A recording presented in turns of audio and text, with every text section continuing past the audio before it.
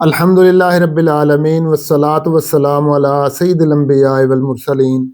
اما بعد فاعوذ باللہ من الشیطان الرجیم بسم اللہ الرحمن الرحیم۔ السلام علیکم ناظرین، میں محمد عابد خان ہوں اور آپ یوٹیوب چینل دیکھ رہے ہیں۔ ناظرین، آج ایک بہت امپورٹنٹ ٹاپک ہم آپ کے سامنے لے کر آئے ہیں۔ ہم سب مسلمان ہیں اور عقیدہ توحید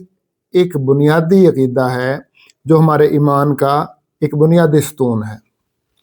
اور اگر ہم سچے پکے مسلمان ہیں، اور جو بھی سچا پکا مسلمان ہوتا ہے وہ اس بارے میں کوشاں رہتا ہے کہ اس کا جو عقیدہ ہے، اور خاص طور پر جو عقیدہ توحید ہے، اس میں کوئی دراڑ نہ آنے پائے، وہ ایک مستحکم عقیدہ ہو، اور وہ اس پہ اس طریقے سے یعنی کہ کاربند رہے، کھڑا رہے اس عقیدے پہ کہ آنچ نہ آئے اس عقیدے پہ۔ ہر مسلمان کے لیے اس عقیدے کو سمجھنا بہت ضروری ہے، اور جو سچا پکا مسلمان ہے وہ چاہتا بھی ہے کہ میں اس عقیدے کو سمجھوں۔ اور پھر کیسے سمجھا جائے اس عقیدے کو؟ ناظرین، ہمارے پاس سب سے جو ماخذ ہے عقائد سمجھنے کے لیے وہ ہمارے پاس قرآن مجید فرقان حمید ہے۔ تو آئیے ہم دیکھتے ہیں کہ ہم نے قرآن مجید فرقان حمید سے اس عقیدے کو کیسے سمجھنا ہے۔ ناظرین، اس سے پہلے کہ میں اپنی گفتگو کا آگے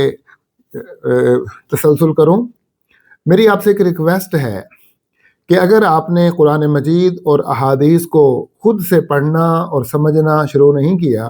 تو آج سے ہی اس کا آغاز کر دیں۔ ڈیلی کچھ وقت نکالیں جس میں آپ قرآن مجید فرقان حمید کو سمجھا کریں، جس میں آپ احادیث کو سمجھا کریں، اور خود جو ہے قرآن کو سمجھ کے، احادیث کو سمجھ کے اپنا عقیدہ مضبوط کرنے کی کوشش کریں۔ اور مجھے یقین ہے اللہ تبارک و تعالیٰ کی بارگاہ سے کہ آپ اگر تھوڑا تھوڑا کر کے خود قرآن پاک کو سمجھیں گے، خود احادیث کو سمجھیں گے ایک ایک کر کے، تو ایک دن ایسا آئے گا آپ بہت مضبوط ہو جائے گا آپ کا عقیدہ،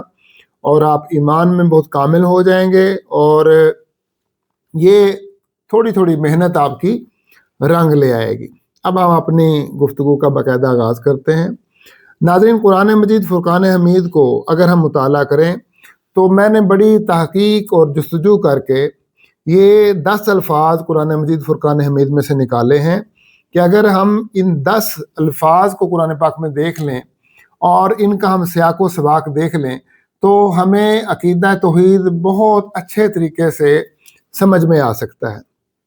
وہ 10 الفاظ کون سے ہیں؟ ان میں سے ایک لفظ ہے اللہ، ایک لفظ ہے الہ، 2 الفاظ ہیں الہ اور اللہ، اور تیسرا لفظ ہے رب، اور چوتھا لفظ ہے خلق، اور 5واں لفظ رزق ہے، 6واں لفظ دعا ہے، اور 7واں لفظ جو ہے وہ شفاعت ہے، 8واں لفظ ولایت ہے، 9واں لفظ جو ہے وہ حکم ہے، اور 10واں لفظ جو ہے وہ شرک ہے۔ یہ جو 10 الفاظ ہیں، اگر ہم ان کا سیاق و سباق پورے قرآن پاک میں دیکھ لیں تو ہمیں عقیدہ توحید جو ہے ہمارا پھر مکمل ہو جائے گا، اور ہمیں اتنے اچھے طریقے سے سمجھ آ جائے گا کہ شاید مطلب کہ میں سمجھتا ہوں کہ ہر مسلمان کو اتنے اچھے طریقے سے سمجھ آنا چاہیے۔ آپ بھی ان مسلمانوں میں آپ کا شمار ہوگا کہ جو عقیدہ توحید کے بارے میں مکمل آگاہی رکھتے ہیں۔ اب اگر ہم لفظ اللہ کو دیکھیں تو لفظ اللہ قرآن پاک میں 2702 مرتبہ آیا ہے۔ لفظ الہ کو دیکھیں تو یہ 147 بار آیا ہے، اور اگر ہم رب کو دیکھیں تو رب کا لفظ قرآن پاک میں 973 بار آیا ہے، اور اگر ہم خلق کا لفظ دیکھیں، خلق کا مطلب پیدا کرنا ہوتا ہے، رب کا مطلب پالنا ہوتا ہے، اور اللہ کا مطلب اللہ تو ذاتی نام ہے، الہ کا مطلب معبود ہوتا ہے۔ اگر ہم خلق کا لفظ دیکھیں تو یہ 261 مرتبہ یہ مادہ استعمال ہوا ہے۔ اگر ہم رزق کا مادہ دیکھیں تو رزق جو ہے، یہ میں روٹ کی بات کر رہا ہوں، رزق کی، یہ قرآن مجید میں کل 112 دفعہ استعمال ہوا ہے۔ دعا ہے، دعا کا مادہ ہے دال عین واو، اس کا روٹ ہے، یہ قرآن پاک میں 214 دفعہ استعمال ہوا ہے۔ شفاعت کا جو مادہ ہے شین فا عین، اس مادے سے جو الفاظ قرآن مجید فرقان حمید میں استعمال ہوئے ہیں وہ 31 دفعہ استعمال ہوئے ہیں۔ اسی طریقے سے ولایا ہے، ولایت جو ہے اس کا معنی ہے ولیٌ، واو لام یہ، اور یہ قرآن مجید میں 252 دفعہ یہ روٹ استعمال ہوا ہے۔ اس کے بعد حکم ہے، اور حکم کہہ لیں یا حکم کہہ لیں، یہ قرآن مجید فرقان حمید میں 233 بار استعمال ہوا ہے۔ اس کے بعد شرک ہے، شرک کا جو روٹ ہے یہ قرآن مجید فرقان حمید میں مختلف شکلوں میں یہ 178 دفعہ استعمال ہوا ہے۔ تو ناظرین یہ 10 الفاظ ہیں، یہ میں نے ان کے روٹ بتائے ہیں۔ یہ مختلف شکلوں صورتوں میں کہیں آئے گا الہ، کہیں الہکم، کہیں آلہہ آئے گا، کہیں آلہہ تو نہ آئے گا، کہیں آلہہ تی آئے گا، مختلف طریقوں سے۔ اسی طرح اللہ ہے، کہیں اللہ آئے گا، کہیں اللہم آئے گا، اور اسی طریقے سے رب ہے، کہیں ربہم آئے گا، کہیں ارباب آئے گا۔ یعنی کہ یہ مختلف سارے الفاظ مختلف شکلوں میں قرآن مجید فرقان حمید میں آئے ہیں۔ اگر ہم ان ساری شکلوں کا مطالعہ کریں، ان کے سیاق و سباق کا مطالعہ کریں کہ اللہ تعالیٰ نے کس سیاق و سباق میں ان کو لایا ہے، تو اگر ہم غور کریں تو یہ سارے الفاظ مل کے عقیدہ توحید بناتے ہیں۔ ناظرین یہ کل جو الفاظ ہیں قرآن مجید فرقان حمید میں، ان سب کو جمع کیا جائے تو یہ 4991 الفاظ بنتے ہیں۔ اب اتنے الفاظ 4991،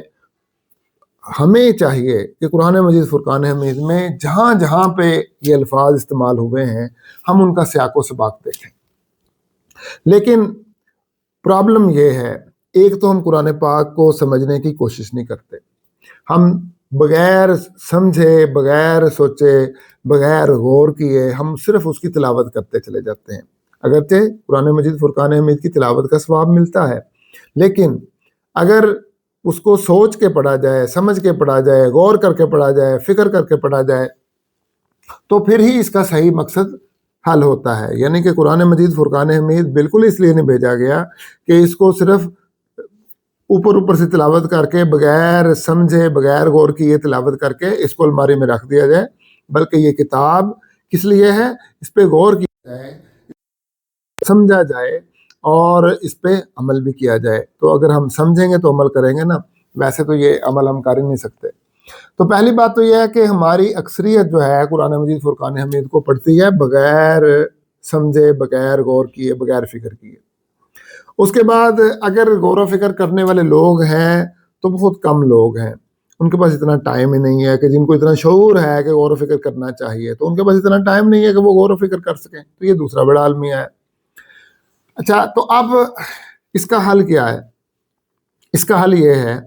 کہ جیسے میں نے آپ کو یہ 10 الفاظ بتائے ہیں، میں اب کوشش کروں گا کہ یہ 10 الفاظ قرآن پاک میں جہاں جہاں استعمال ہوئے ہیں میں وہ ساری جگہیں آپ کے سامنے لے کر آؤں اور آسانی کر دوں۔ یعنی میں یہ نہیں کروں گا کہ یہ 9991 جگہیں ہیں میں ایک ایک آپ کو پڑھ کے سناؤں گا، ایسا نہیں ہوگا، بلکہ میں اس میں سے جو مین پوائنٹ نکلیں گے، یعنی جیسے دیکھو نا اللہ تبارک و تعالیٰ نے فرمایا اللہ ولی الذین آمنوا، تو اب یہ اگر 10 دفعہ آیا ہے قرآن مجید فرقان حمید میں، تو میں نے تو ایک دفعہ ہی آپ کے سامنے بتانا ہے نا۔ پھر اس طرح ایک دفعہ قرآن پاک میں آیا ہے کہ لا الہ الا ہو، کہ اللہ کے سوا کوئی معبود نہیں ہے، تو اگر یہ 50 دفعہ آیا ہے یا 100 دفعہ یہ کلمہ یوز ہوا ہے، تو میں نے تو آپ کو ایک دفعہ ہی بتانا ہے کہ قرآن پاک میں یہ کلمہ 100 دفعہ یوز ہوا ہے۔ تو اس طریقے سے بڑے اختصار کے ساتھ جامع اور مختصر انداز میں کوشش کروں گا کہ اگلی ویڈیوز میں آپ کو یہ جتنے بھی الفاظ 10 الفاظ بتائے ہیں، ان 10 الفاظ کا سیاق و سباق جو ہے آپ کے سامنے رکھوں ایک ایک کر کے، کہ ان کا کیا سیاق و سباق ہے اور اللہ تبارک و تعالیٰ اپنی توحید کس انداز سے آپ کو سمجھانا چاہتا ہے، اللہ تعالیٰ کیا چاہتا ہے کہ اس کو کیسے سمجھا جائے، اس کو کیسے جانا جائے، اس کو کیسے دیکھا جائے، کس تناظر میں اللہ تبارک و تعالیٰ کو اللہ مانا جائے۔ تو اس موضوع پہ انشاءاللہ تعالیٰ اب ہماری باقی ویڈیوز ہوں گی۔ آپ نے کوشش یہ کرنی ہے کہ دھیان سے آپ نے میری ہر ویڈیوز کو سننا ہے اور اپنی رائے کا اظہار کرنا ہے۔ اگر آپ کے دماغ میں کوئی کویسچن ہوگا، ذہن میں سوال ابھرے گا تو آپ کریں گے، اس کا باقاعدہ آپ کو جواب دیا جائے گا۔ ناظرین ایک ریکویسٹ آپ سے اور کرنی ہے کہ میں نے قرآن مجید اور احادیث کو سمجھنے سمجھانے کے لیے ایک اور چینل بنایا ہے جہاں میں قرآن پاک کو کی گرامر بتا رہا ہوں، احادیث کی گرامر بتا رہا ہوں بڑے ٹیکنیکل انداز میں، جو میں یہاں باتیں نہیں کر سکتا، ٹیکنیکل باتیں میں اس چینل پہ کر رہا ہوں، اور آپ کو انشاءاللہ تبارک و تعالیٰ ابھی میں گرامر بتا رہا ہوں، آپ کو میں بتاؤں گا کہ کیسے آپ نے قرآن مجید میں 2 طرح کی اور احادیث میں 2 طرح کی گرامر ہوتی ہے، ایک کلمات کے اندر کا ہیر پھیر ہوتا ہے، تبدیلیاں ہوتی ہیں کہ کیسے اس میں تبدیلیاں کرتے ہیں، جیسے کالا ہے اصل میں قوالا تھا، قوالا سے کالا بن گیا، تو یہ اس طرح کی تبدیلیاں، اس کو کہتے ہیں کلمات کے اندر کی تبدیلیاں۔ دوسرا یہ ہوتا ہے کہ کسی حرف کے آخر میں جو حرکت آتی ہے وہ حرکت کی ریزن کیا ہے، یعنی جس کے بعد، جس کو آپ نحو بھی کہتے ہیں عربی زبان میں، تو آپ بغیر زبر زیر کے آپ قرآن کا بھی مطالعہ کر لیں گے، احادیث کا بھی مطالعہ کر لیں گے، اور آپ کو سمجھ میں آئے گی کہ یہ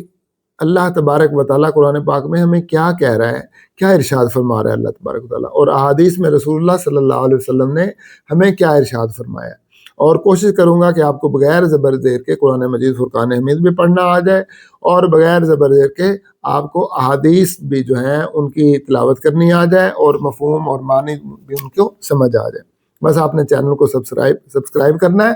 اور اس چینل کے ساتھ بھی جڑے رہنا ہے، اس چینل کو بھی سبسکرائب کریں، اس چینل کو بھی سبسکرائب کریں۔ اگر کوئی بات کی سمجھ نہ آئے کمنٹ میں اظہار خیال کریں، اپنی رائے کا اظہار خیال کریں۔ اللہ تبارک و تعالی ہم سب کا حامی و ناصر ہو۔ وما علینا الا البلاغ المبین۔ والسلام علیکم ورحمۃ اللہ وبرکاتہ۔